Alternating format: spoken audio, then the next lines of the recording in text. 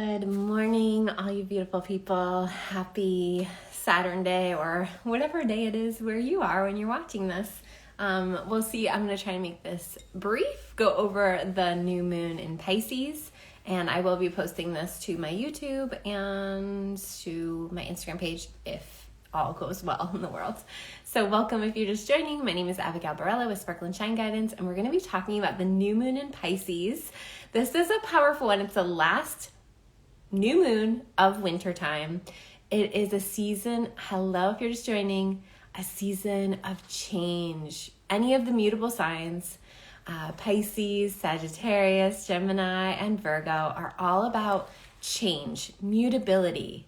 And as we are in this last season of winter, hi, if you're just joining, Pisces rising, love it. Okay, so in this season of change, it's really important for us to go deep within, knowing that we are about to be hatched out. And this is really important to understand because right now, and especially with this new moon, the only fire placement in the sky is Chiron, the wounded healer. So there's not a ton of energy pushing us to open and expand. This is a very contractive womb-like new moon. And it's very important that we listen to ourselves and listen to the intuition that we're getting around what we need to tend to this week in particular and going forward for this cycle. This last cycle that we were in was very crazy, energetic, lots of taxing to our nervous system, lots of change, lots of excess drive and a lot of tax to our system. And now we need to dream a little dream, go deep within, and be aware of where within we're not wanting to feel, look at, process, and fully kind of submerge ourselves into so that we can expand out. So there's this need to contract down in order to expand out come spring equinox, which y'all is right around the corner. So I don't know where you all live, but in the northern hemisphere, we are getting closer to that spring equinox, which is a very much Aries season, very pushing forward, moving forward. And in order to have that energy to do that, we have to be okay resting more now. We have to be okay dreaming more now. We have to be okay going in and doing the deeper inner work now. We all know there is such a thing called the collective consciousness. And the collective consciousness right now really requires us to have that inner awareness of where we let ourselves go and how far we can get taken away from what we truly want and what we truly believe in when we're in that collective consciousness energy. It's very important now more than ever. The old ways and the old laws and the old ways of viewing time, space, reality are slipping away. But the only way that there is a hold on that is through fear, guilt, and shame. So when you notice yourself going there, even about yourself, even about the choices that you make. Last night, I told myself I was going to be in bed by 10. I wasn't in bed by 10, but I was very aware of not beating myself up about it because that is the old way. It's these little micro adjustments that do not seem at all related to our larger scale world where the changes are most important, where our inner awareness is most important. So hello, if you're just joining, we're talking about the new moon in Pisces. So let's go over some basics about this new moon, the astrology, okay? It's at 12 degrees, so you want to look at where 12 degrees of Pisces falls in your chart. We all have Pisces somewhere in our chart. Look and see where it is for you. And, or if you have planets or placements in any of the water signs, so hopefully you know what those are, Cancer or Scorpio and Pisces, If you have anything in 12 degrees of those signs, that's a beautiful trine aspect. This should be an easier new moon time for you if you have that water already. It just feels natural. You're kind of just like, let's just swim in it. There's a really funny mermaid, I think it's still in my story, this reel that was so cute about just being a mermaid. And I'm feeling that call. If you can get to water this week, if you can get to a waterfall, a river, I've just I have a river very close to my house, so I've been very pulled to spending time there, walking alongside it, just watching the ducks in the water and how they just dive under with such ease, like going into the waters, right? And if you don't have a lot of water and you have placements in any of the mutable signs, Gemini, Virgo, or Sagittarius, it might be a little bit more challenged because if those aren't water placements and they are creating this square aspect to this. So if you have planets or placements around 12 degrees of any of those signs, it's important to just be gentle with yourself. Yeah, okay, good. So Hannah, how do you say your name? I'm going to say it wrong. Hanan? Yes, I love when you know your chart and share it. So if you already know where 12 degrees of Pisces is, where this new moon's happening for you, type it in the chat. Let me know how you're feeling. If you're feeling this kind of need to cocoon in so that you can fully spring out this spring.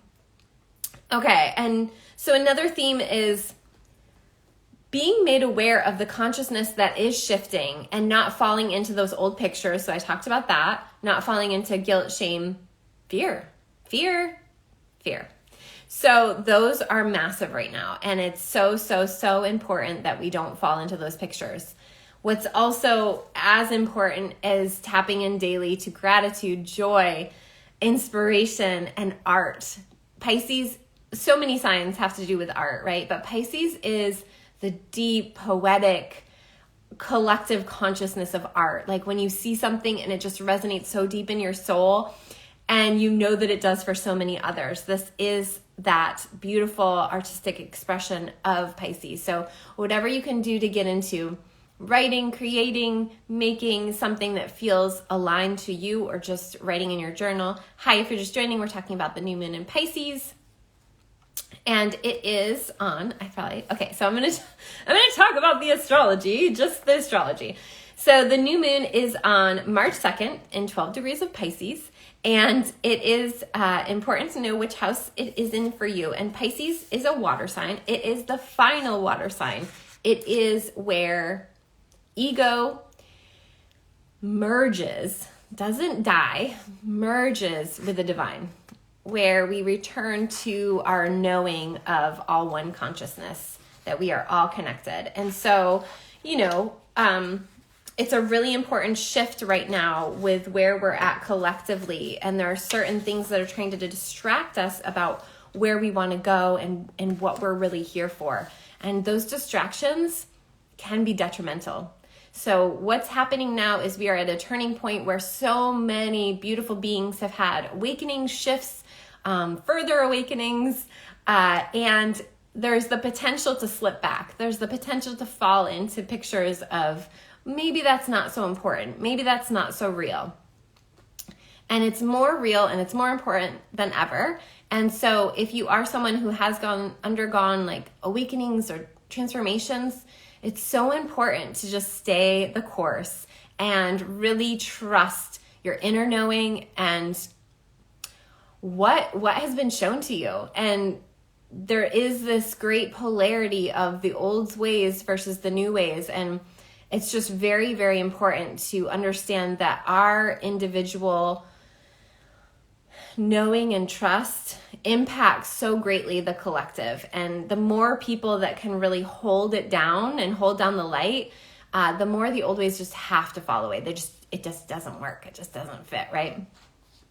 So Pisces season in general has to do with the etheric, the cryptic, the dream time, the things that don't even when I talk, some people are like, I kind of get what you're saying, but it's kind of like Yoda-isms or it's just got this kind of wizard talk. It's like things you have to kind of make it make sense for yourself, right? Which is the most powerful. And that's ultimately like why it's so cool, is that we're all connected to this collective consciousness. And this Pisces season really shows us that.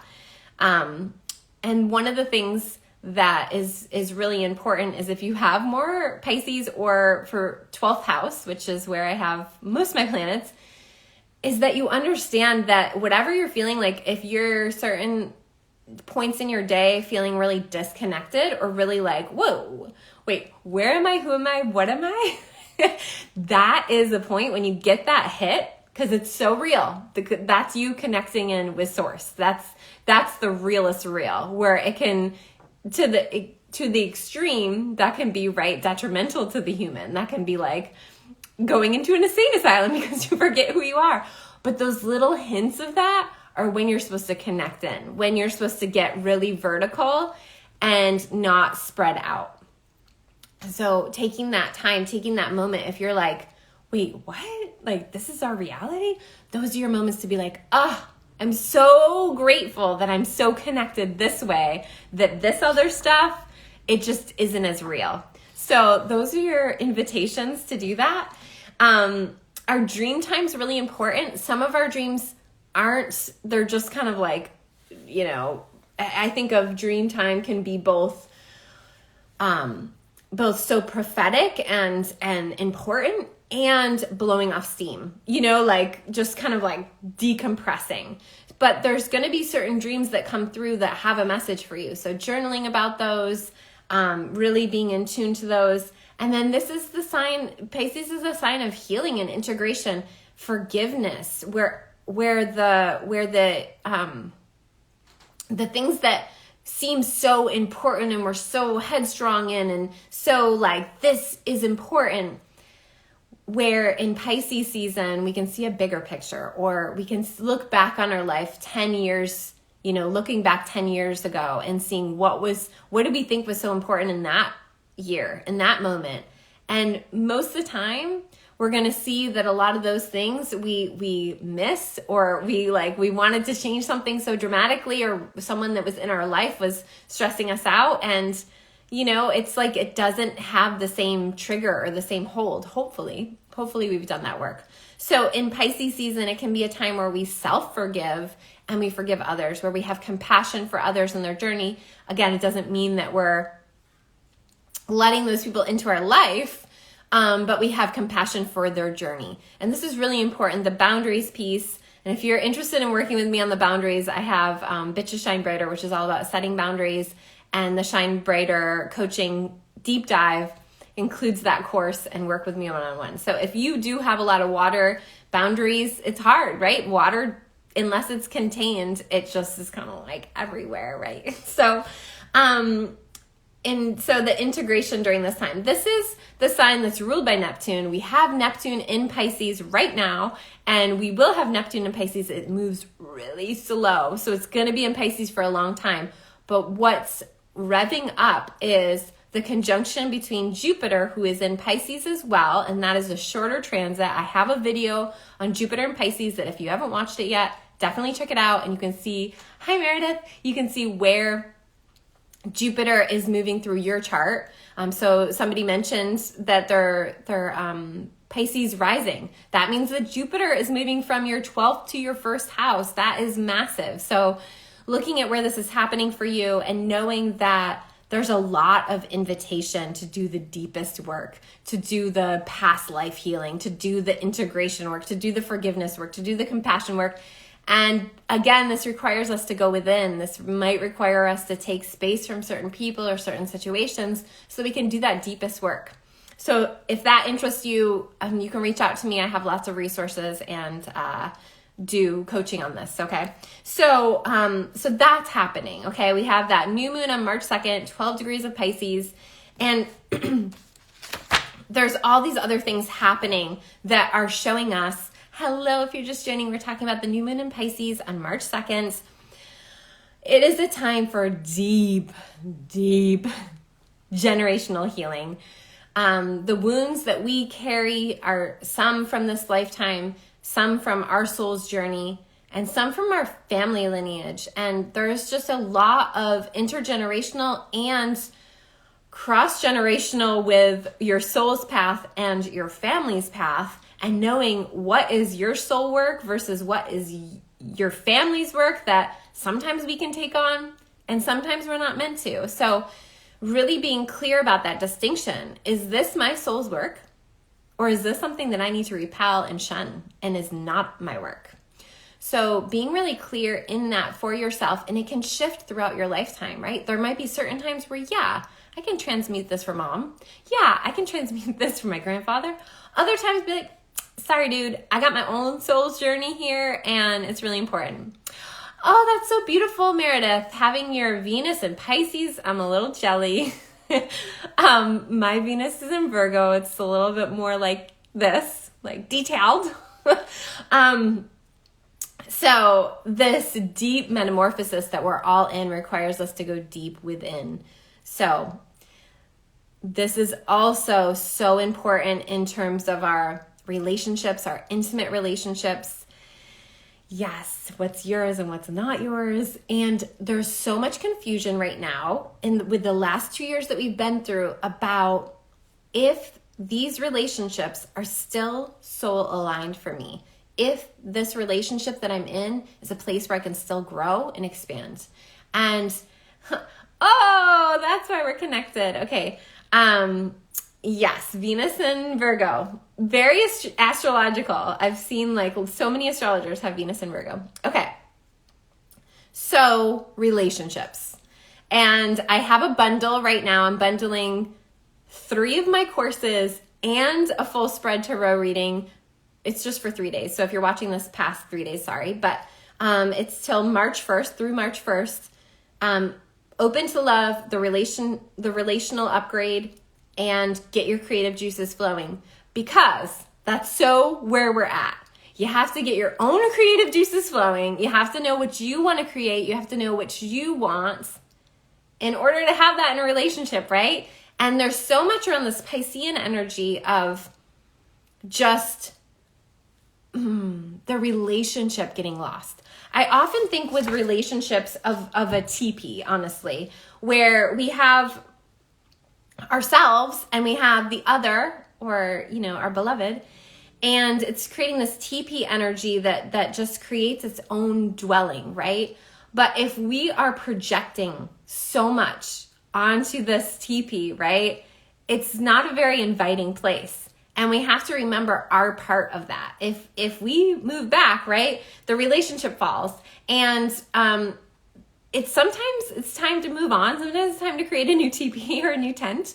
But other times it requires us to just do our own deep inner work to remember our boundaries in relationship, our expectations in relationship, and what we truly want in a relationship. And if we're not coming into that relationship with that standard and that understanding of what we're expecting from our partner, we're allowing them to kind of move in ways that don't work for us, then we have to rebuild. So we have to go back to the foundation, and we have to go back to our own standards and expectations. If we're allowing shit to go on in our relationships that's not serving us, then it's our responsibility to rework those boundaries. And it happens.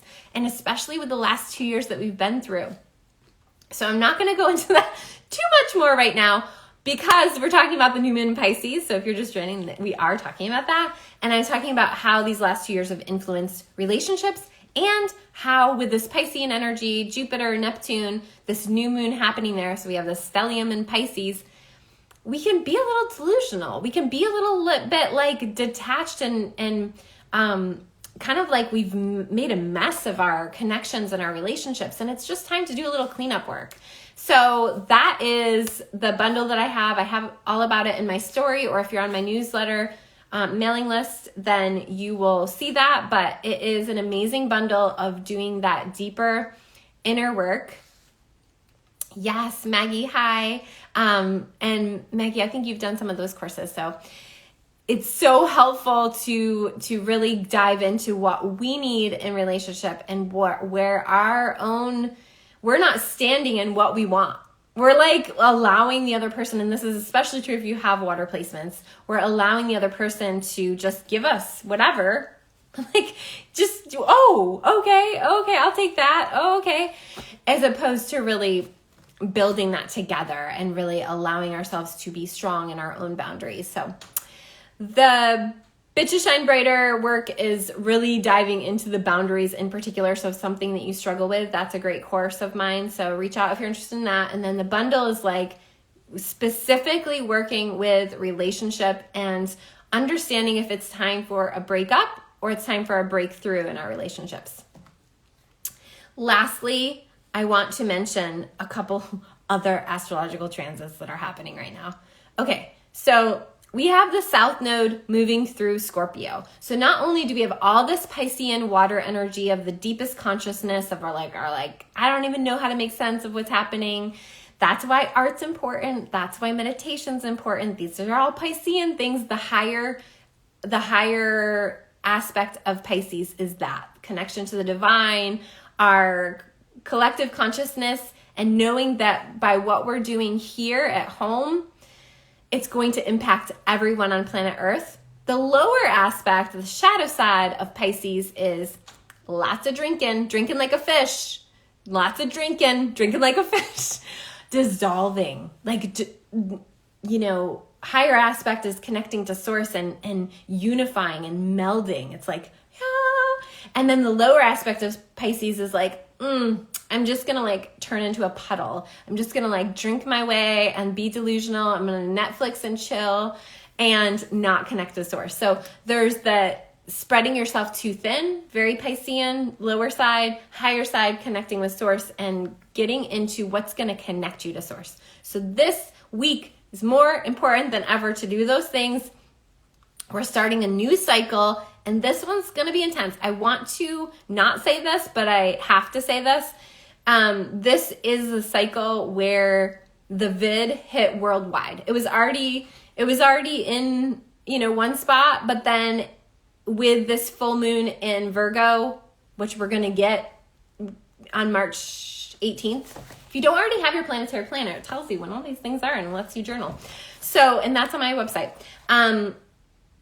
So this was the cycle where that happened. So I didn't want to say that, but here's why I'm saying it is because this is like the collective consciousness and then how you tend to yourself, how you serve yourself so that you can be that for the collective. So really important.